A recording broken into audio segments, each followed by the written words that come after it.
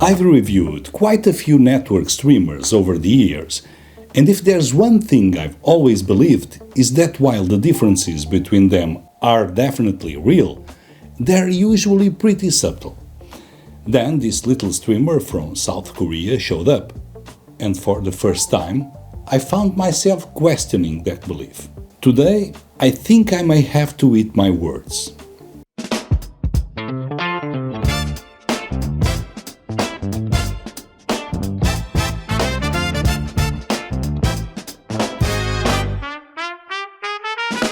This is the SOtM sMS-200 Ultra Neo. At first glance, it doesn't look particularly special. There's no touchscreen, no fancy companion app, no built-in DeX, no SPDIF output, no optical output, not even Bluetooth. Around the back you'll find an Ethernet port, a USB audio output for your DEC, and two USB ports for connecting external storage. That's it. Honestly, it looks almost disappointingly ordinary. But here's the interesting part. It's ordinary by design. SOtM wasn't trying to build another all-in-one streamer packed with features. They built a dedicated digital transport, one that has a single purpose: deliver the cleanest possible digital signal to an external DEC. And once I started digging into the company behind it, I realized that almost every design decision follows exactly the same philosophy. SOtM is a relatively small company based in South Korea. The name stands for Soul of the Music. At first, I thought it was just clever branding. It turns out it's actually a pretty accurate description of the way they design their products. Unlike many manufacturers that compete by adding more features, bigger touchscreens, or more processing power, SOtM seems to be chasing something completely different. Their goal isn't to make the streamer do more, is to make it do less. Less processing, less electrical activity, less noise, more music. That philosophy doesn't just influence the hardware, it also shapes the software. And that's where things start to get really interesting. One of the first things you'll notice is that there isn't really an app. Instead, SOtM uses its own Linux-based operating system called Eunhasu. It's the Korean word for Milky Way. Now, I'm probably about to embarrass myself here, but let's give it a shot. Eunhasu. You know what? It's actually easier to pronounce than it looks. If there are any Korean viewers watching, I hope I didn't completely butcher it. Once the initial embarrassment is over, you'll discover that Eunhasu is accessed through a web browser. Simply type the streamer's IP address into any browser on your computer, tablet or phone, and you're presented with the configuration page. The interface won't win any design awards. In fact, the first time I opened it, I genuinely felt like I'd traveled back to the Windows 98 era. But after spending a few days with it, I realized that's exactly what SOtM intended. This isn't software designed to impress you. It's software designed to get out of the way. No unnecessary graphics, no fancy animations, no background eye candy. Just the controls you actually need. And once you've configured the player, chances are you rarely need to come back here again. The setup itself is surprisingly straightforward. I'm not going to walk through every menu because SOtM's manual already does an excellent job of explaining the process, and realistically, you'll only configure it once. From that point on, it simply becomes another endpoint on your network. For this review, I used both Roon Ready and Qobuz Connect extensively. Unfortunately, native Tidal Connect isn't currently supported, so all of my Tidal listening was done through Roon instead. The only issue I encountered was occasionally audio stuttering while using Qobuz Connect. To SOtM's credit, when I contacted them, they immediately acknowledged the problem. They explained that the Qobuz Connect implementation is developed by a third-party software partner who has already been made aware of the issue. Like most modern network products, the software is continuously updated, so hopefully this will be resolved in a future release. In the meantime, I was able to eliminate the problem completely by adjusting the Qobuz Connect buffer settings. After making those changes, playback became completely stable for the rest of the review. Once everything was configured, it simply disappeared. It never crashed, never looked up, never needed attention.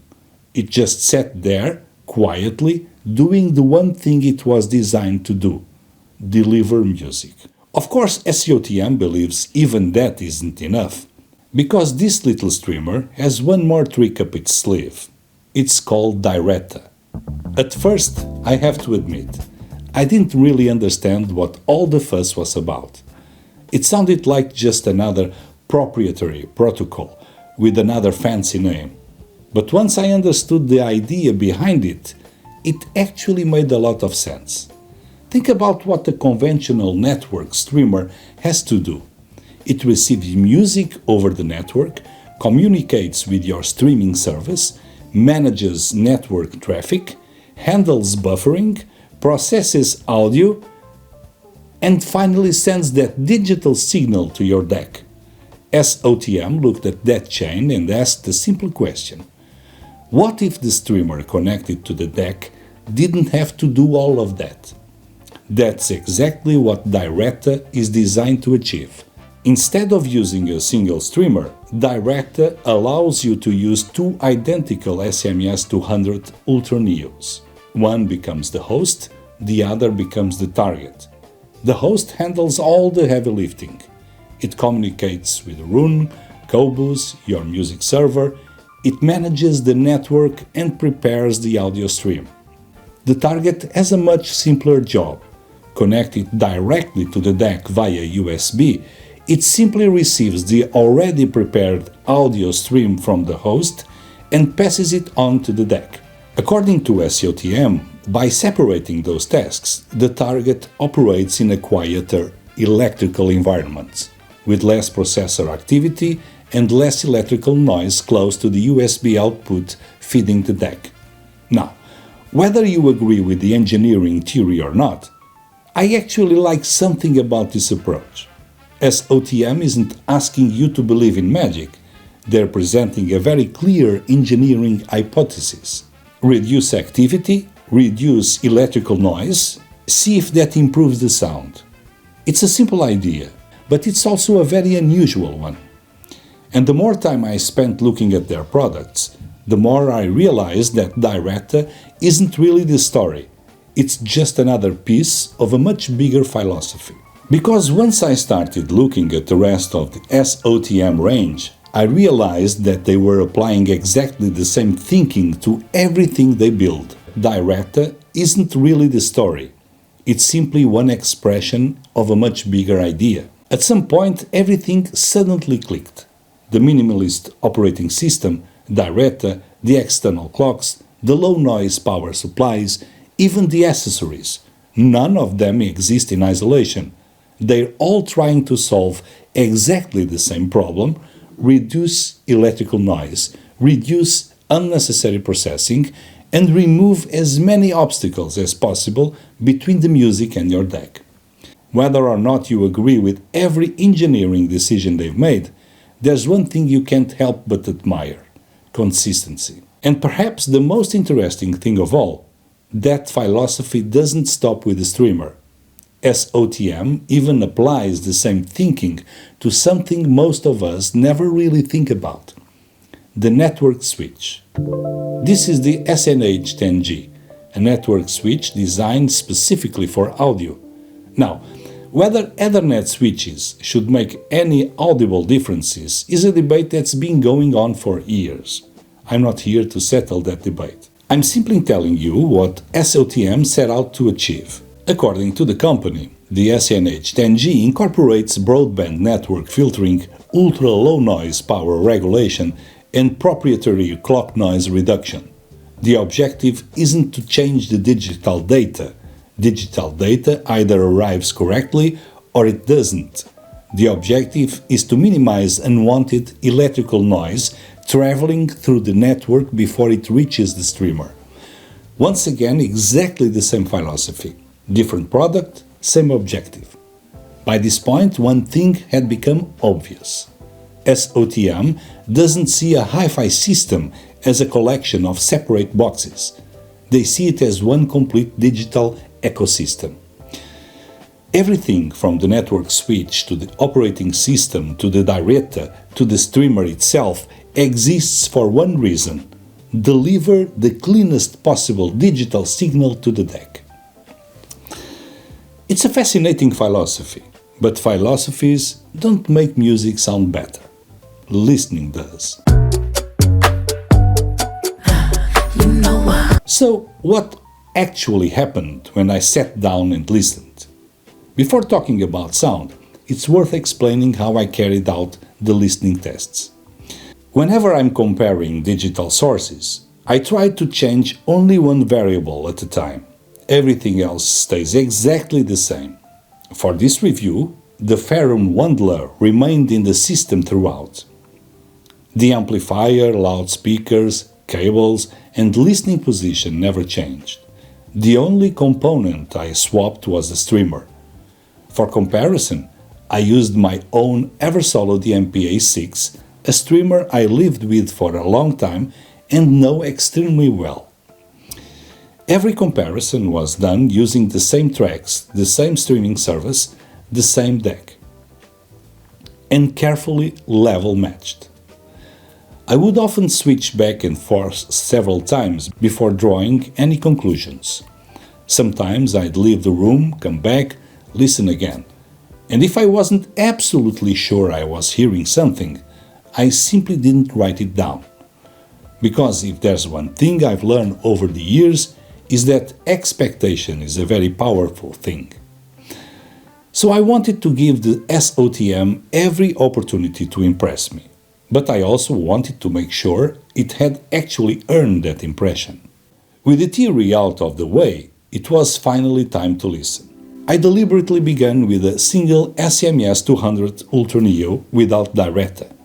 I wanted to understand exactly what the streamer could do on its own before introducing a second unit to the system. Throughout the review, I alternated between Roon and Qobuz Connect, using exactly the same tracks and keeping the Ferrum Wandler as the deck throughout. The very first thing that caught my attention wasn't the amount of the detail, it was the way the music was organized. The best way I can describe it is this. The sMS-200 seems to peel the recording apart without ever pulling the music apart. Individual instruments and voices become easier to follow, occupying a much more clearly defined place within the soundstage, while never losing the sense that they're all part of the same musical performance. That distinction is important. Some equipment creates the illusion of detail by artificially separating instruments. The SOTM never did that. Instead, everything simply became easier to understand.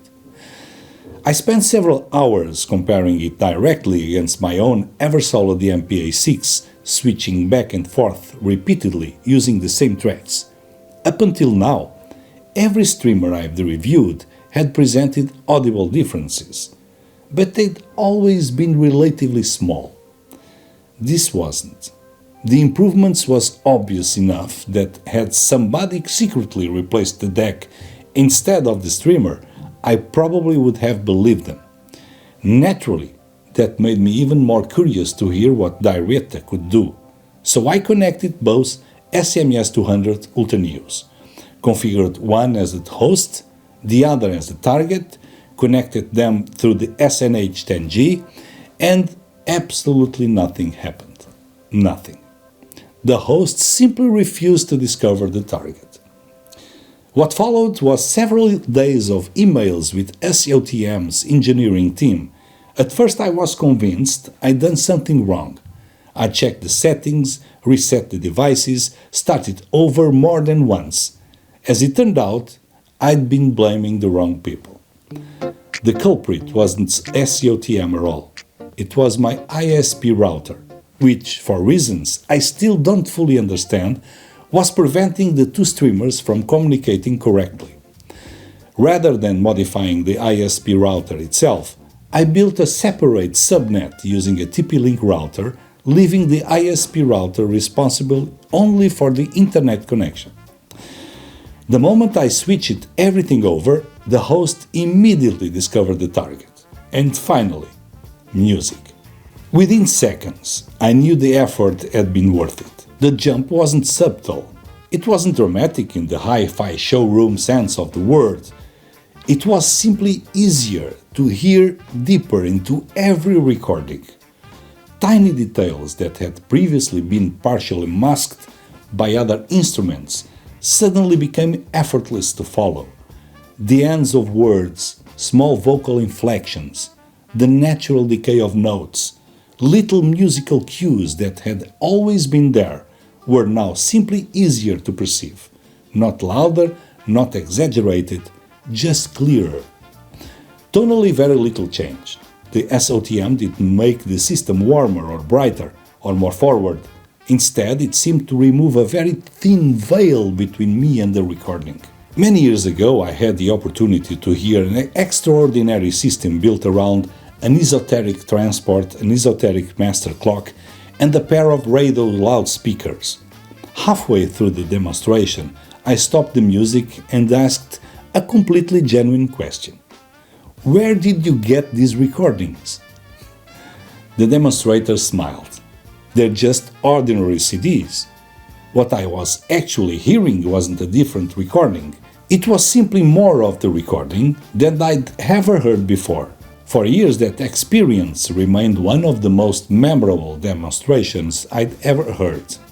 And for the first time since then, I found myself thinking about it again. No, the SOtM doesn't quite reach the level of that extraordinary esoteric system. It would be unfair to suggest otherwise, but it comes much, much closer than I ever imagined possible, especially considering the enormous difference in price. Then something happened that I hadn't planned. My son came over for a visit. He knows this system extremely well. Over the years, we've spent countless hours listening to music together, and one track has somehow become our reference without either of us planning it. George Benson's The Ghetto.